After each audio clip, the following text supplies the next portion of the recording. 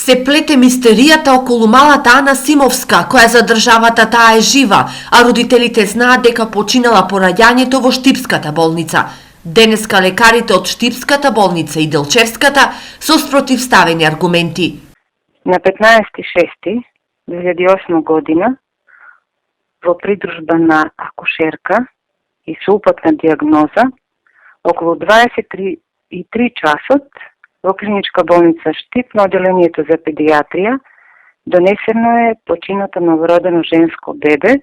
При прегледот дежурниот педиатар констатира дека бебето е починато. Кога се породи бебето, јас го прегледав и констатирав дека бебето се е родено со една тешка кардиопатија.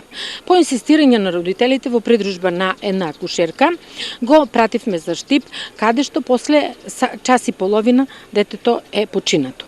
По овие аргументи и различни вистини од двете јавни здравствени институции остануваат многу дилеми, а клучната е ако сепак се работи за административна грешка, која направил и зошто денеска од Штипската болница прво се согласија, а потоа не дозволија снимање на клучните документи. За доктор Арсова, во прашање административна грешка. Што ние сме должни сите деца што се породат во породилиштето, другиот ден нашата акушерка ги носи и во нашото матично го пријавува.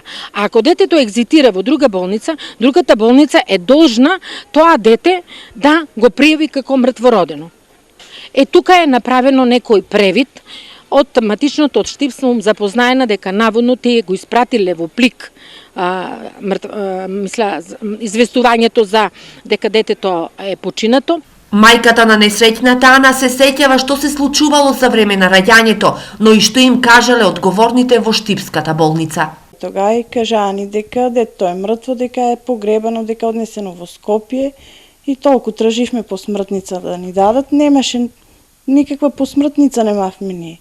Сомневања, болни спомени и неверувања го мачи ова семејство. Колку извинувањата од лекарите ќе можат да ја намалат нивната болка и да придонесат да се тргнат сомневањата дека нивното чедо е некаде живо и дека не е жртва на трговија со деца. Сепак крајниот збор и разрешница на мистеријата околу малата Ана треба да го има и страгата на полицијата.